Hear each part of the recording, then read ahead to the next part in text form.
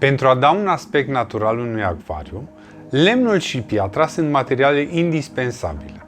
În timp ce pietrele nu au foarte multe dezavantaje, adică trebuie să ne facem griji doar în privința conținutului de calciu sau calcar, lemnul, în schimb, este un material mult mai viu decât piatra, dar și mai pretențios.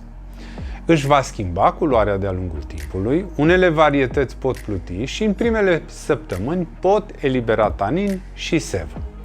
Taninii vor colora apa din acvariu, dându-i o tentă brun-roșcată asemănătoare unui ceai. Această colorație este chiar de dorit, mai ales în acvariile de tip biotop, dar pentru acvariștii aflați la început reprezintă un motiv de îngrijorare. Este foarte important să știți că taninii nu au niciun efect negativ asupra acvariului, fiind chiar bineveniți în perioada de început, deoarece blochează parțial lumina și fac apa acidă, contribuind la prevenirea apariției algelor specifice oricărui start.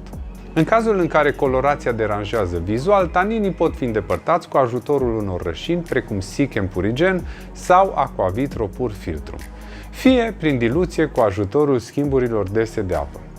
Atunci când folosim lemn în acvariu, există întotdeauna pericolul ca, mai ales în perioada de început, pe lemn să apară un mucus de culoare albă care este de fapt o ciupercă.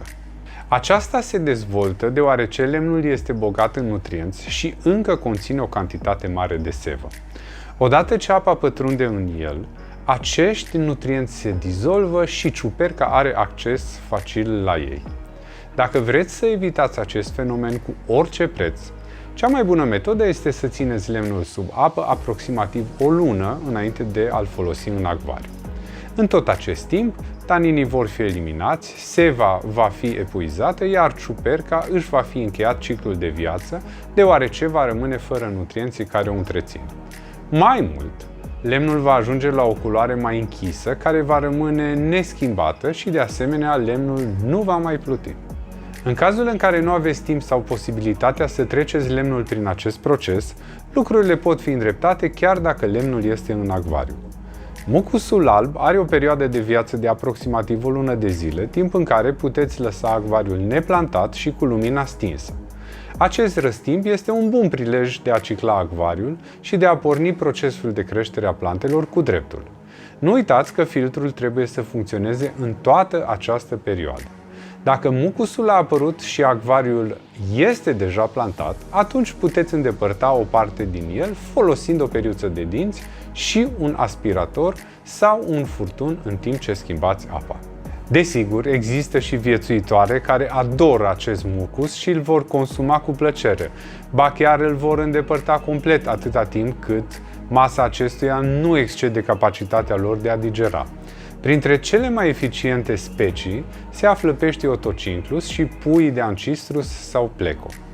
Această ciupercă are calități nutritive bune. Majoritatea peștilor de acvariu o vor consuma cu destul de multă plăcere. Limitați cantitatea de hrană pentru a permite peștilor să consume mai mult mucus.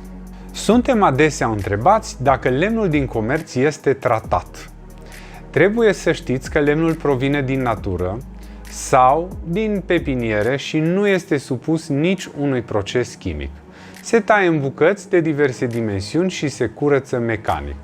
Orice tratament chimic ar duce la impregnarea lemnului și eliberarea resturilor de tratament ulterior în apa din acvariu.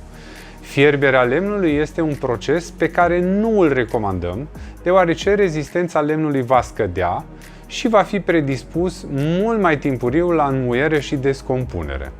Dacă totuși doriți să faceți o dezinfecție a lemnului, înainte de a-l introduce în acvariu, puteți pulveriza pe suprafața acestuia apă oxigenată, după care să-l limpeziți bine. Alte tratamente nu sunt necesare, deoarece speciile de lemn folosite în acvaristică sunt menite să fie folosite sub apă.